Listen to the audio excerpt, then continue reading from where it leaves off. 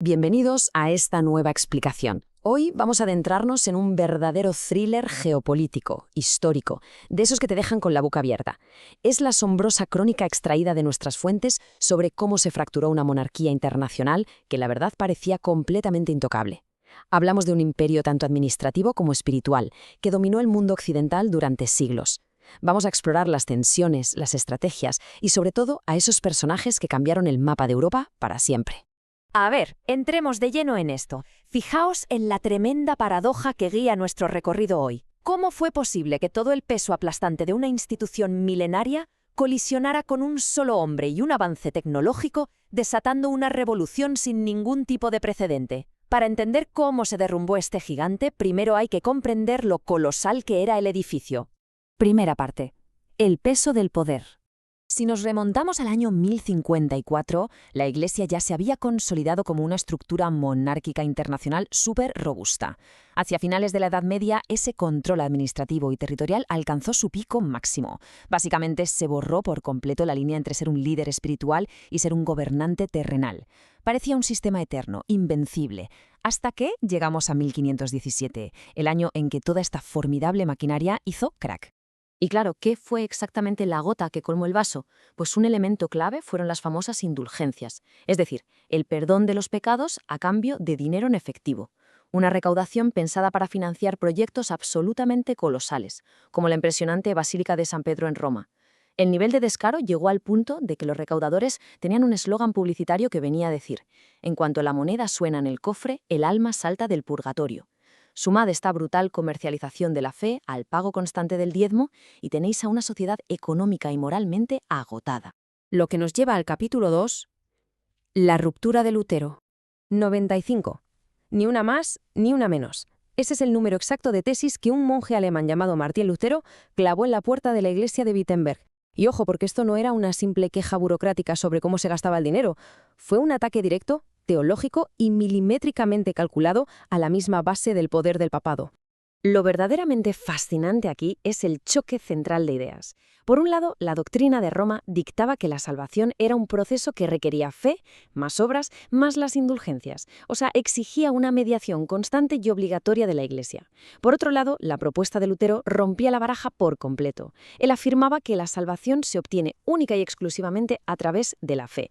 Cero intermediarios, cero instituciones recaudando fondos de por medio. Ahora bien, criticar a la Iglesia no era algo nuevo, pero las ideas necesitan un vehículo para propagarse, y aquí hace su entrada estelar la imprenta. Esta tecnología fue absolutamente revolucionaria. La red social del siglo XVI hizo que las ideas de Lutero se volvieran literalmente virales, cruzando fronteras a una velocidad loquísima. Este avance impidió que Roma pudiera aislar y silenciar el problema como había hecho en siglos anteriores. El monopolio de la información había caído. Pasamos así al capítulo 3, la expansión del conflicto. En apenas unos años, la fractura se extendió, impulsada por una mezcla súper compleja de teología y ambición pura. En Alemania, el movimiento de Lutero se mantenía como un debate teológico enfocado en la fe. Un poco más al sur, en Suiza, Juan Calvino daba una vuelta de tuerca introduciendo la severa doctrina de la predestinación. Pero fijaos en el caso de Enrique VIII en Inglaterra, porque fue radicalmente distinto. Su ruptura tuvo unos motivos profundamente políticos y personales para anular la influencia de Roma sobre su territorio y poder divorciarse, creando así la Iglesia anglicana. Pero cuidado, que el éxito de la Reforma no fue solo obra de los teólogos. Hubo muchísimos gobernantes y príncipes europeos que demostraron ser increíblemente oportunistas. Vieron en este cisma teológico la excusa perfecta para tres cosas muy terrenales: confiscar las inmensas riquezas y tierras que la Iglesia tenía en sus dominios, ganar una autonomía política brutal y, por supuesto, escapar de una vez por todas de esa maquinaria de impuestos romana. Capítulo 4. La respuesta de Roma. Como es lógico, una monarquía internacional no iba a desaparecer sin dar batalla. El epicentro de este contraataque se gestó en el Concilio de Trento en 1545. No fue una asamblea más, fue indiscutiblemente la cumbre de gestión de crisis más trascendental de su época. Al ver medio continente perdido, la Iglesia organizó este inmenso cónclave para definir una estrategia de supervivencia, reorganizar sus filas y lanzar un contraataque en toda regla. Vamos a ver cómo se estructuró este plan táctico, porque se apoyó en 3 pilares clarísimos. Primero, una limpieza de imagen. Se prohibió la polémica venta de indulgencias y se obligó a los obispos a dejar la vida de lujos en las cortes para trabajar en sus diócesis. Segundo, no cedieron ni un milímetro en sus creencias. Ratificaron que la salvación requiere fe y obras, manteniendo al Papa como autoridad suprema. Y tercero, una jugada absolutamente maestra, la creación de los jesuitas. Esta nueva orden, la Compañía de Jesús, fundada por San Ignacio de Loyola, actuó básicamente como un ejército intelectual leal directamente al Papa. Su campo de batalla no era de espadas, sino de mentes y almas. A través de una educación de élite y misiones globales, los jesuitas se desplegaron estratégicamente por América y Asia. Ya que perdían terreno en Europa, decidieron expandir la influencia de Roma muchísimo más allá de sus fronteras tradicionales. Capítulo 5. Una Europa dividida.